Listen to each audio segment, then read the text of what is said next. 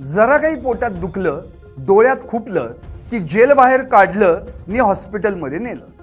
हे सर्व का आणि कुणासाठी? तर हत्या प्रकरणात जेलमध्ये असलेल्या वाल्मिक कराडसाठी. महाराष्ट्रात कितीतरी कारागृह, उपकारागृह आहेत जिथं अनेक कच्चे कैदी आणि शिक्षा झालेले कैदी शिक्षा भोगतायत. त्यांना कुठं दुखलं खुपलं तर तिथल्या तिथं डॉक्टरांकडून त्यांच्यावर उपचार केले जातात, त्यांना औषध गोळ्या दिल्या जातात. पण वाल्मिक कराड सारखे काही समवन स्पेशल देखील असतात ज्यांच्या नुसतं पोटात दुखलं तरी त्यांना पोलीस हॉस्पिटलमध्ये घेऊन जातात. मला एक कळत नाहीये, असा कोण लागून गेलाय हा वाल्मिक कराड ज्याला वेळोवेळी उपचारासाठी हॉस्पिटलमध्ये नेलं जातं, ॲडमिट केलं जातं, VIP ट्रीटमेंट दिली जाते. कोण कोण आहे हा वाल्मिक कराड?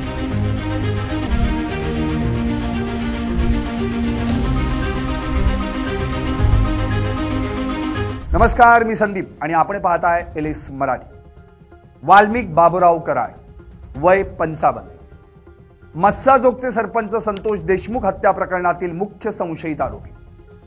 या प्रकरणी 31 डिसेंबर 2024 ला अटक झाल्यानंतर अवघ्या 9 दिवसांनी म्हणजे 9 जानेवारी 2025 ला डोळ्यांचा संसर्ग, जेलमध्येच उपचार, त्यानंतर स्लीप ॲपनियाचं निदान, त्यासाठी जेलमध्ये ऑक्सिजन मशीनची व्यवस्था. अटकेनंतर 22 दिवसांनी म्हणजे 22 जानेवारी 2025 ला पोटदुखी आणि मग त्याच रात्री थेट बीडच्या जिल्हा रुग्णालयात 2 दिवसांसाठी ॲडमिट.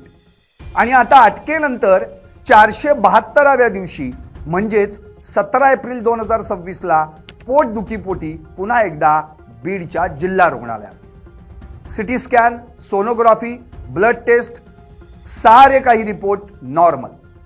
औषधोपचार घेतल्यानंतर बरं वाटू शकतं, शिवाय यावरील ट्रीटमेंट जेलमध्येही घेता येऊ शकत असल्यानं ॲडमिट करण्याची गरज नाही असं डॉक्टरांनी सांगितल्यानंतर पुन्हा जेलमध्ये रवानगी.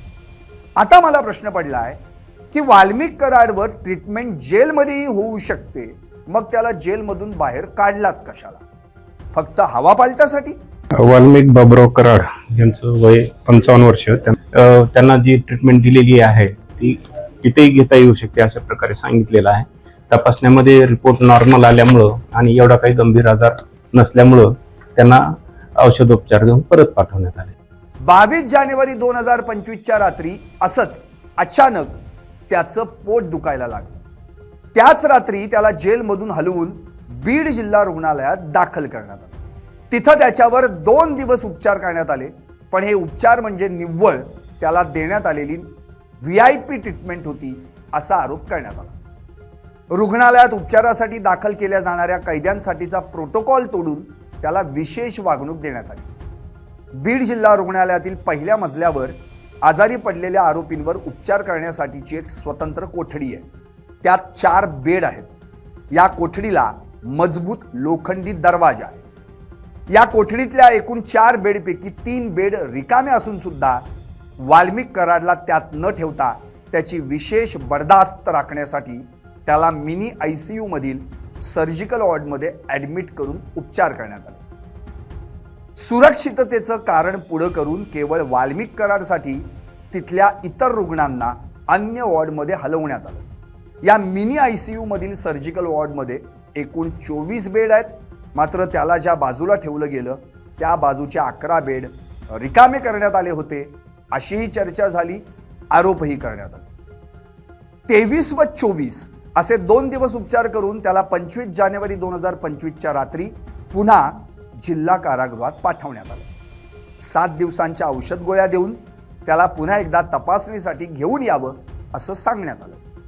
त्याही वेळी त्याचं सिटी स्कॅन, सोनोग्राफी आणि ब्लड टेस्ट आदी तपासण्या केल्या गेल्या. आणि आता 2026 मध्ये त्याला पुन्हा एकदा पोटदुखीचा त्रास होऊ लागल्यानंतर चालू महिन्याच्या 17 तारखेला बीड जिल्हा रुग्णालयात नेण्यात आलं. याही वेळी त्याचं CT scan, sonography, blood test आदी तपासण्या केल्या गेल्या. त्याच्या मूत्राशयाच्या पिशवीला थोडी सूज आहे, म्हणजे सिस्टायटिस आहे.